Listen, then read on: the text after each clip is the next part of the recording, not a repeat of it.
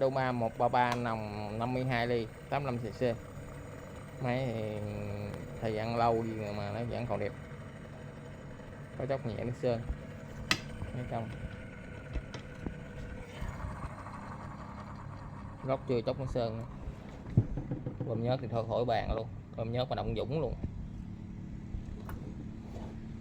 bồ còn nước sơn.